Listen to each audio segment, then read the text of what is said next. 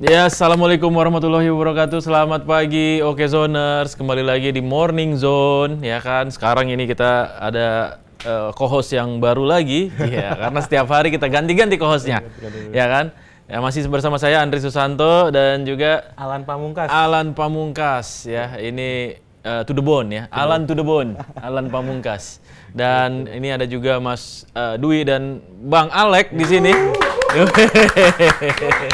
Yang selalu setia ya. Yang selalu setia menemani kita nih. Betul. Ya kan. Ya, jumlahnya cuma 2 tapi suaranya 3.000 orang. 3.000 orang.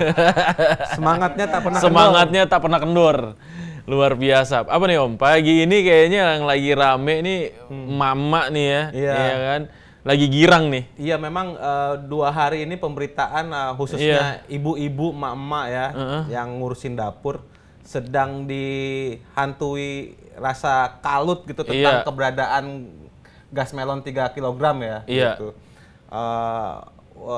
Memang beberapa hari ini pemberitaan tentang gas melon sedang ramai gitu. Kemudian dicari keberadaannya karena sempat menghilang. Betul. Karena memang sedang ada skema pembaruan penjualan dari gas bersubsidi dari pemerintah gitu. Nah, pemerintah awalnya hanya menginginkan gas bersubsidi 3 kg itu dijual langsung oleh agen pangkalan agar tidak terjadi penimbunan kemudian markup dari harga yang harga eceran tertinggi gitu. Karena memang harga ecerannya ini kan sekitar 15 sampai 16 ribu kan per galonnya itu. Per tabungnya gitu. Per galon. Per tabungnya itu sekitar segitu. Nah, ketika dijual di eceran, harganya kemudian naik menjadi 25 ribuan gitu, 26 ribuan. Dan kemudian pemerintah berharap tidak adanya kebocoran itu. Tapi apa yang dilakukan pemerintah kemudian menimbulkan masalah baru akhirnya kemarin itu, bahwa keberadaan gas 3 kg ini hilang dari peredaran gitu. Jadi, karena nggak dijual di warung eceran ya? Iya, ibu-ibu itu susah untuk mencari gas gitu, kemudian juga pedagang-pedagang kecil gitu. Bingung nyari gasnya di mana? Mencari gasnya di mana gitu. Akhirnya Presiden Prabowo kemudian mengutus Menteri ESDM Bapak Bahlil untuk segera menyikapi kasus ini dengan seksama gitu. Kemudian muncullah kabar baik gitu, kabar baik dari Menteri Bahlil bahwa Prabowo akhirnya mengizinkan kembali gas 3 kg ini untuk dijual di eceran gitu. Dan memang harusnya kebijakan pemerintah ini harus benar-benar dipelajari dan ini dulu ya, di riset dulu gitu ya. Karena kan awalnya kan gas 3 kilo ya secara aturan sebenarnya bagus ya. Iya kan? Betul. Yang pertama itu untuk memberikan gas bersubsidi ini tepat sasaran kepada masyarakat kalangan bawah gitu ya, yang belinya juga harus pakai KTP tuh. Betul. Ya kan? Terus kemudian tidak dijual eceran tapi dijual di pangkalan. Ya kan? Terus kemudian ini juga mencegah terjadinya pengoplosan gas tuh, Pak. Ya kan? Jadi dibelilah gas-gas yang bersubsidi, terus kemudian dipindahkan gasnya ke tabung yang tidak bersubsidi.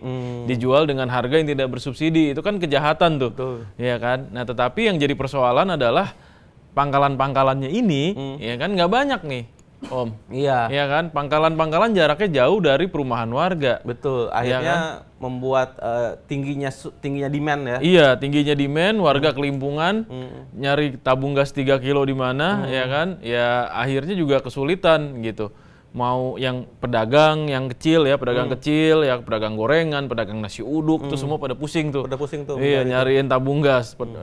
Penjual warteg dan segala macamnya, warung-warung ya kan, ibu-ibu rumah tangga ya kan, gasnya habis sore hari nggak tahu mau beli di mana, ya kan, malam-malam gasnya habis, bingung mau masak besoknya gimana ceritanya gitu. Nah, sebentar lagi kita mau ngadapin bulan Ramadan.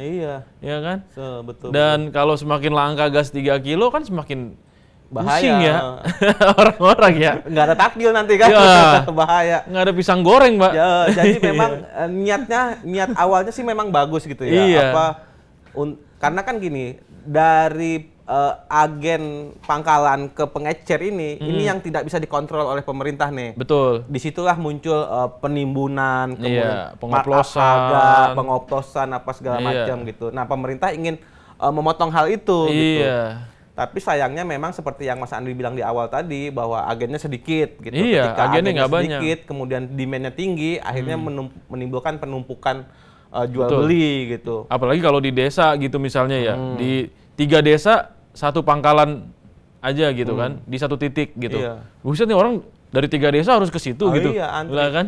Antri. Bahkan kasus agak antrian ini kan menimbulkan korban kan gitu. Nah, iya. Ada satu ibu-ibu yang meninggal di daerah Tangsel kalau nggak salah itu. Di daerah Pamulang. Di daerah Pamulang itu meninggal karena kelelahan mengantri gitu. Nah, tapi itu dibantah tuh katanya tuh ceritanya, dibantah katanya ibu itu tidak mengantri.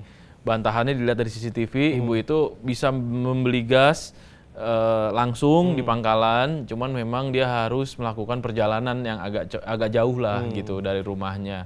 Karena dia dari pagi udah jualan nasi uduk, di tengah-tengah udah habis gasnya, terus dia pergi itu beli. Balik-balik sakit ceritanya gitu, iya. Tapi yang memang tidak bisa dipungkiri bahwa antrian itu ada. Antrian itu ada, betul. Antrian itu ada. Dan beruntung sih, maksudnya Pak Prabowo cepat bertindak gitu. Yang saya salut adalah mendengarkan aspirasi yang ada di bawah gitu, mendengarkan masukan bahwa ini harus disikapi dengan cepat. Akhirnya mengizinkan kembali pedagang eceran untuk menjual gas 3 kilo itu. Nah, Pak Prabowo memang kan tipikal pemimpin yang populis ya, termasuk makan bergizi gratis ya kan. Nah, itu kan juga kebijakan-kebijakan populisnya gitu ya. Jadi ngelihat kondisi seperti ini mestinya memang harus ada riset yang lebih dalam lagi nih gitu. Apakah diperbanyak pangkalannya gitu kan, ataukah memang si warung-warung eceran ini disertifikasi, Pak? Nah, iya kan? Menteri ESDM Pak Bahlil mengatakan bahwa pembukaan kembali keran penjualan di eceran itu diimbangi dengan strategi-strategi yang akan dilakukan sebelumnya gitu, bahwa pengecer ini kemudian dijadikan sub pangkalan. Jadi kemudian para pengecer ini didata oleh Kementerian dan Pertamina. Kemudian mewajibkan untuk mengisi sebuah aplikasi gitu, semacam itu. Dan dikontrol jumlahnya. Jadi akhirnya memang penjualan tetap terkontrol oleh Pertamina dan Kementerian gitu, terkait bahwa tidak ada jual beli markup, tidak ada pengoplosan, dan kemudian tidak ada lagi penimbunan gitu. Jadi memang akhirnya pengecer ini tapi memang ini bertahap ya Mas Andi, tidak bisa langsung. Pak Menteri juga mengatakan bahwa ini sembari berjalan, bahwa pengecer itu kemudian dijadikan sub pangkalan gitu. Jadi memang ya bertahap lah, kemudian kita harapkan bisa ini. Ya, kemarin kan sempat rapat dengan DPR juga ya, dan sempat dicecer juga Pak Bahlil tuh ya dengan anggota Komisi 12 ya. Dan memang kondisinya memang ya seperti itu gitu. Maksudnya ini langkah yang baik, tetapi apakah ini bijak gitu? Karena banyak ternyata masyarakat di kalangan bawah yang kesulitan ternyata untuk mendapatkan gas LPG 3 kilo. Itu di satu sisi ya, ya Om ya. Maksudnya gas ini memang dibutuhkan oleh masyarakat kalangan bawah. Nah, yang kita harus berikan kesadaran juga nih kepada masyarakat menengah ke atas nih, ya kan? Ini kan gas bersubsidi nih.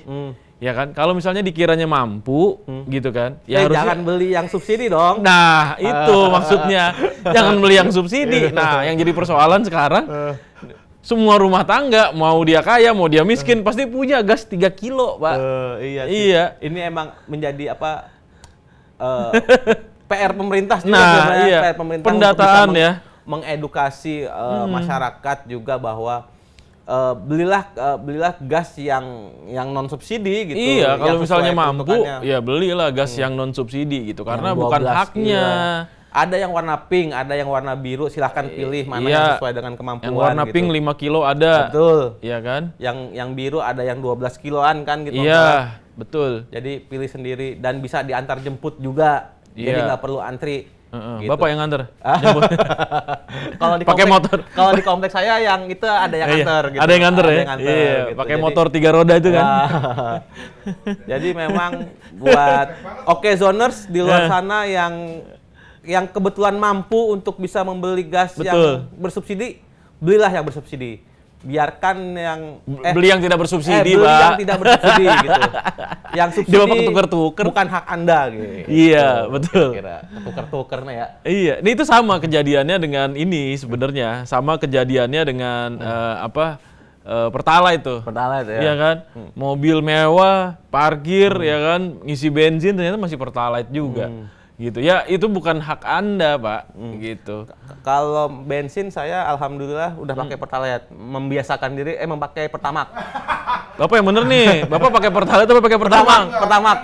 Memakai Pertamax. Iya. Pertama karena tidak antri gitu. Iya. Jadi saya mengeluarkan uang lebih untuk tidak antri lah kira-kira gitu. Karena kalau di tempat saya yang subsidi itu antriannya panjang banget. Iya. Gitu. Nah, itu juga ya kejadian kan gitu. Mobil dengan CC yang besar ya kan, harusnya kan kalau udah punya mobil CC besar, otomatis pajaknya juga besar. Iya. Otomatis dia mampu untuk bayar pajaknya. Betul. Dia mampu untuk beli mobilnya. Betul. Ya udah jangan pakai Pertalite dong, pakainya Pertamax gitu kan. Iya, atau enggak yang di atasnya lah gitu. BTW kita ngomongin Pertamax, Pertaminanya iklan nggak nih? Iklan lah. Galak banget ya. Kayak iklan. Ayo pasang di Oke Zone. Iya betul. Kita kan bantu sosialisasi ya. Bantu sosialisasi. Ngomongin gas juga ini kan? Iya betul. Gitu. Iya.